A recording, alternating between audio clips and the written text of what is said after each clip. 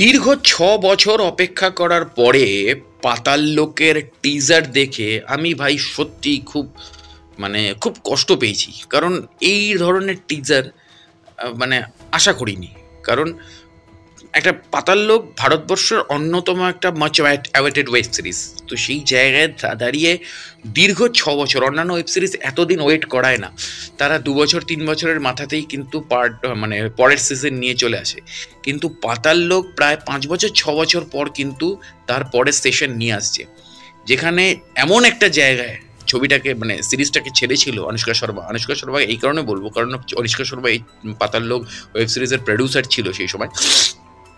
তো সেই জায়গা থেকে দাঁড়িয়ে পাতাল লোকের পরের সেশনের জন্য ওয়েট করাটা দরকার ছিল। হ্যাঁ, অবশ্যই পাতাল লোক একটা স্টোরি টেলিং জায়গা চলে আসবেই বারবার। কারণ পাতাল লোকের আমরা প্রথম সেশনেও দেখেছি জয়দেব আলিয়াত বারবার গল্প বলেছে হোয়াটসঅ্যাপ ইউনিভার্সিটি। আমি ওয়েট করছিলাম যে টিজারে কোথাও হোয়াটসঅ্যাপ ইউনিভার্সিটিটাকে আবার তুলে আনবে কিনা, কিন্তু টিজারে হোয়াটসঅ্যাপ ইউনিভার্সিটির একটা লাইন মেকার্সরা বলেনি, কিন্তু দরকার ছিল।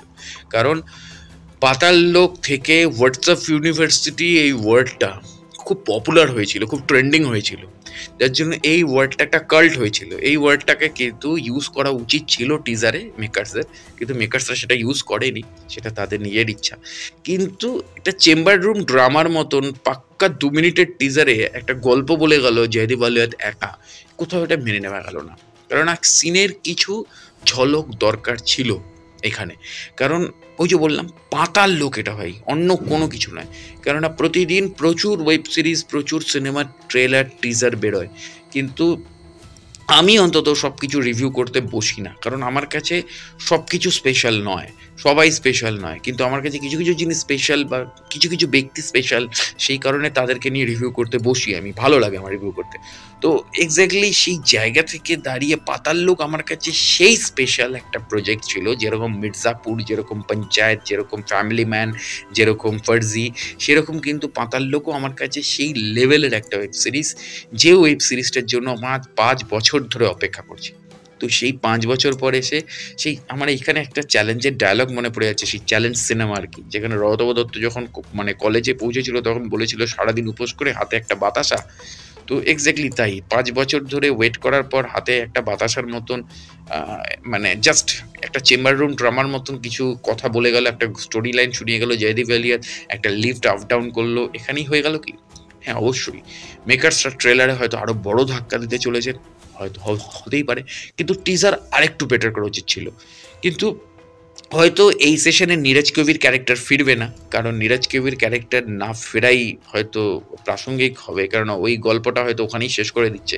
কিন্তু তাও নীরজ কবির চরিত্রটাকে ফেরানো দরকার ছিল, কারণ পুলিশ যেখানে ঢুকবে মিডিয়া তো সেখানে ঢুকবে, স্বাভাবিক ব্যাপার। ফলে যদি পুলিশের রিপ্রেজেন্টেটিভ এখানে জয়দীপ আলিয়াত হয়, তাহলে ওখানে মিডিয়ার রিপ্রেজেন্টেটিভ কোথাও আমাদের এভি আনন্দের সুমন বা আমাদের চ্যানেলের সিওদের মতন ওখানেও কোথাও মিডিয়ার রিপ্রেজেন্টেটিভ নীরজ কবির চরিত্রটা ছিল।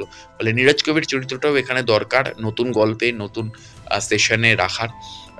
অবশ্যই এখানে অভিষেক ব্যানার্জির চরিত্রটা ফিরবে কিনা আমি জানি না, অভিষেক ব্যানার্জি বলতে অভিনেতা অভিষেক ব্যানার্জি, কারণ পাতাল লোকের অ্যাকচুয়াল নাম, ভূমিকার চরিত্র কিন্তু অভিষেক ব্যানার্জিই ছিল, যেটা পাতাল লোক সিরিজ আর দেখলে আপনারা ধরতে পারবেন। কারণ লিড হয়তো জয়দীপ আলিয়াত ছিল, কিন্তু অ্যাকচুয়ালি পাতাল লোক কেন নামটা হয়েছিল এবং সেই নামের ব্যক্তিটাকে, সেটা কিন্তু অভিষেক ব্যানার্জিই ছিল। তো এবং পাতাল লোক আরও একটা স্পেশাল ছিল আমাদের বাঙালিদের কাছে, কারণ স্বস্তিকা মুখোপাধ্যায়ের প্রথম ওয়েব সিরিজ ছিল পাতাল লোক, এবং পাতাল লোকের পর তিনি আরও অনেকগুলো হিন্দিতে কাজ করেছেন। এবং তার সাথে সাথে পাতাল লোক আরও একটা কারণে খুব স্পেশাল ছিল, সেটা হচ্ছে যে অনুপ জালোটা বিখ্যাত ভক্তিগীতি গায়ক বা ভজন গায়ক অনুপ জালোটাকে আমরা কিন্তু একটা ক্যামিওতে পেয়েছিলাম। রাজেশ শর্মাকে আমরা পেয়েছিলাম, বাংলার বিখ্যাত অভিনেতা রাজেশ শর্মা। যদিও রাজেশ শর্মা এখন বলিউডেই থাকেন এবং বলিউডে প্রচুর কাজ করছেন, এবং সেটা আজ থেকে নয়, ডার্টি পিকচারের সময় থেকে বা ডার্টি পিকচারের আগে থেকে বজরঙ্গি ভাইজানের মতন কাজ করেছে। ফলে রাজেশ শর্মার কাজটা খুব একটা স্পেশাল নয়, উনি এখন একজন রেগুলার অভিনেতা বলিউডের। কিন্তু স্পেশাল ছিল অনুপ জালোটার ক্যামিও, এবং স্পেশাল ছিল অবশ্যই আমাদের স্বস্তিকা মুখোপাধ্যায়ের প্রথম ব্রেক এবং নীরজ কবির উল্টো দিকে। তো সেই জায়গা থেকে দাঁড়িয়ে পাতাল লোক এতটাই স্পেশাল এবং পাতাল লোকের আগের সেশন এমনভাবেই শেষ করা হয়েছিল যে পরের সেশন খুব দরকার ছিল, কিন্তু পরের সেশন আনতে মেকার্সরা অনেক দেরি করেছে। এইবারে আমাদের একটাই ডিমান্ড যে সিরিজ যেন দুর্ধর্ষ হয়, এমন যেন না হয় যে টিজারের মতন সিরিজ দেখেও আমরা হতাশা হই। তো অবশ্যই পাতাল লোকের অন্যান্য আপডেটগুলো নিয়ে আসছি। আর এবছর ফ্যামিলি ম্যান আসছে, এবছর পঞ্চায়েতের আরেকটা সেশনও আসতে পারে, হয়তো পঞ্চায়েতের 4th সেশন আসতে পারে, এখনও অবধি মেকার্সরা কনফার্ম করেনি, কিন্তু ফ্যামিলি ম্যান 3 কনফার্ম এবছর পুরো ফ্যামিলি ম্যান আসছে।